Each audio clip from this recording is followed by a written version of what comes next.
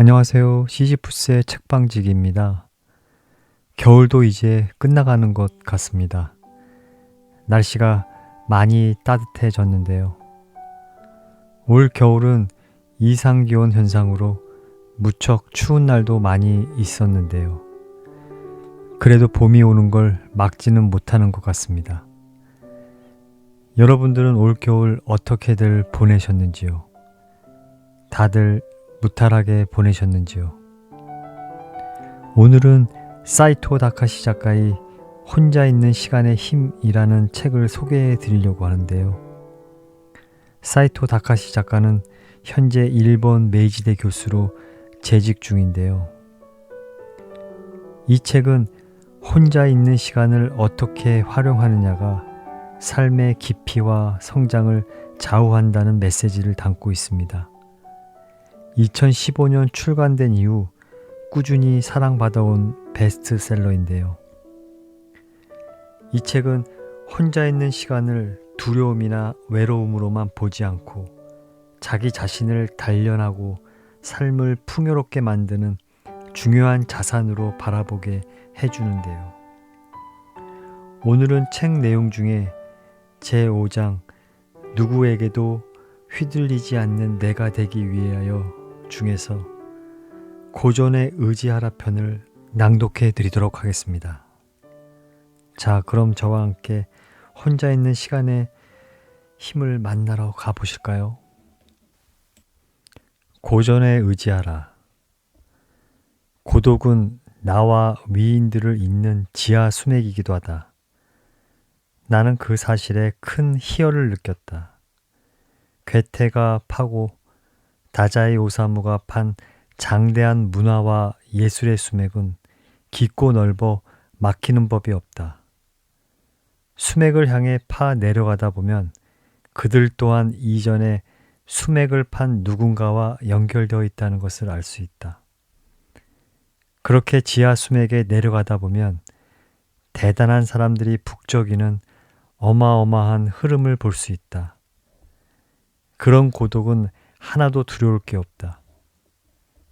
하지만 혼자서 하루 종일 음악을 듣고 휴대전화만 만지작거려서는 수맥을 향해 갈 수 없다. 이 정도는 괜찮겠지라며 고민 없는 시간을 보내면서는 영원히 지하 수맥에 도달할 수 없다. 지금이라도 음악을 끄고 나는 어떤 존재인가 하고 생각에 잠겨보는 것은 어떨까? 그러다 보면 이런저런 생각들이 떠오를 것이다. 하지만 자기만의 얕은 생각으로는 수맥을 향해 파 내려가기 어렵다. 자기만의 힘으로 파 내려가는 것은 아무런 장비 없이 손으로 땅을 파는 것이나 다름없다. 손으로 땅을 파다 보면 진행 속도도 느리고 손도 아프다. 게다가 힘도 점점 떨어진다. 적당히 파다가 이 정도면 충분하다며 포기하기 쉽다. 혼자만의 힘으로 가닿을 수 있는 곳은 그 정도 깊이다. 그 정도로는 지하에서 우물물이 솟아나지 않는다. 그런 평탄함이 행복이라면 할 말은 없다. 하지만 사람은 살아가는 한 고독을 피하기 어렵다. 아무리 평탄한 삶을 산다고 해도 인생에 대한 근본적인 불안이나 공허감은 피할 수 없다. 때로는 불안이나 공허함 같은 부정적인 감정의 실체를 모른 채 한없이 끌어안는 경우도 많다. 근본적인 문제와 직면하지 않으면 공허한 행동을 끝없이 반복하게 된다. 하지만 책을 매개로 내면을 파고든다면 진행 속도는 놀랄 만큼 빨라진다. 책이 지하 수맥을 향해 갈 때 도르래 역할을 해주기 때문이다. 책의 주인공이 내비게이터가 되어 정신의 깊은 곳으로 자연스럽게 이끌어준다.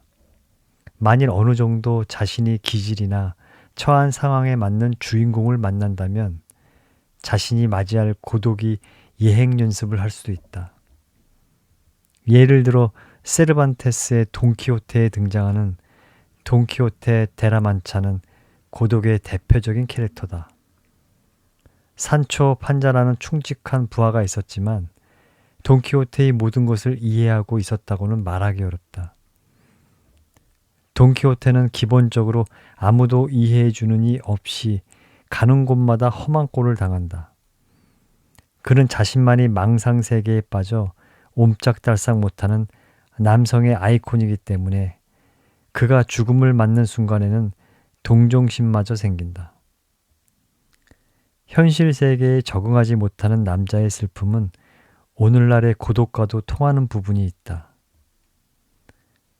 셰익스피어의 햄릿에 나오는 왕자 햄릿이 느끼는 고독감도 누구나 공감할 수 있다. 복수를 맹세하면서도 주저하는 자신을 경멸하는 햄릿. 머릿속에 온갖 말들이 떠올라 아무것도 할 수 없다. 주저하고 망설이는 기분을 햄릿적인 마음이라고 할 만큼 고전의 정서가 오늘날에도 보편적으로 이해되고 있다. 셰익스피어가 활동한 시기는 일본에서 세키가하라 전투 전후다. 그토록 오래전에 쓰인 책이 오늘날 우리 정서와 공감대를 이루는 것을 보면 고전의 보편성이 얼마나 대단한 것인지 알 수 있다. 또 도스토옙스키의 죄와 벌의 주인공 라스콜니코프가 다양한 국면에서 만나는 고독과 죄책감에 함께 몰입하다 보면 마음속 깊은 심연에 도달할 수 있다. 일본은 유럽의 문학, 특히 프랑스, 독일, 러시아 문학의 영향을 많이 받았다. 프랑스 문학은 정신의 미묘한 동요를 섬세하게 기술하는 것이 특징이고, 독일 문학은 정신이 바람직한 모습이란과 같이 인간의 본질을 추구하는 것이 특징이다. 러시아 문학은 자유를 추구하여 고매한 사상과 드높은 자존심을 부딪히게 한다. 사상적 투쟁을 주고받는 것으로 한겨울의 러시아를 뒤덮는 황량한 고독을 축제로 바꾸고 있다. 이러한 문학은 우리가 정신적인 의미를 찾을 때 큰 도움을 준다. 흔히 초등학교 시절에는 책을 자주 읽었는데 중학교 이후에는 거의 읽지 않는다는 사람이 많다. 그 이유는 아이의 독서에서 어른의 독서로 넘어가는 장벽을 뛰어넘지 못했기 때문이다. 보통 고독을 테마로 한 작품은 아동 문학에 어울리지 않는 것으로 분류된다. 그래서 어린 시절에 읽는 책들은 꿈과 판타지에 대한 이야기로 가득하다. 그러나 중학생 정도부터는 서서히 자기 생각도 생기고 다양한 감정을 경험하면서 삶의 고독을 처음 경험한다. 이때 어른의 독서를 할 수 있는지 결정된다. 어른의 독서는 인간의 근본적인 고독감을 긍정적으로 받아들이기 위한 레슨인 셈이다. 물론 고독에 빠질 때 음악이 주는 효과도 있다. 포크송 시대부터 현대까지, 나카시마 미유키부터 미스터 칠드런까지 고독한 영혼을 읊은 노래는 헤아릴 수 없으며 사람들은 그 노래를 사랑해왔다. 나는 이노우에 요스이의 두 번째 앨범에 수록된 차가운 방이 세계 지도라는 곡을 아주 좋아한다. 가사가 전반적으로 감상적이며 고독한 세계에 대한 동경과 상처받기 쉬운 마음에 잘 표현되어 있다. 실제로 노래는 감정을 움직여 우울한 기분을 일으키기도 한다. 그래서 음악을 듣다 보면 감성적이 된다. 그러나 음악으로 감정을 증폭시키는 것과 책을 읽는 것은 확연히 다르다. 노래는 슬픔이나 즐거움을 의도하기 때문에 곡에 따라 A라는 감정에서 B라는 감정, 나아가 C라는 감정으로의 모두 체인지가 가능하다. 그러니 음악에 따라 감정이 흔들리는 것은 당연하다. 하지만 음악으로 빠지는 고독은 피상적일 뿐이다. 음악을 깊이 감상하기 위해서라도 독서를 해야 한다. 책을 통해 작곡가에 대한 정보나 곡이 만들어진 과정을 알면 들을 때의 기쁨은 배가 된다. 오래된 히트곡이기는 하지만 카르멘 마키가 부른 때론 엄마 없는 아이처럼 이라는 곡은 데라야마 슈지가 작사한 곡이다. 때론 엄마 없는 아이처럼 가만히 바다를 바라보고 싶어. 때론 엄마 없는 아이처럼 혼자 여행을 떠나보고 싶어 라고 외로운 마음을 노래한 데라야마의 삶의 여정을 알아가다 보면 이 곡이 가슴에 보다 깊이 스며들 것이다. 지하 수맥에 도달하려면 어쨌든 언어라는 도구가 필요하다.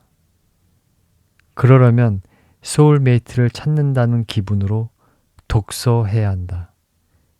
이 과정이 익숙해지면 고독에 짓눌리는 일은 없을 것이다.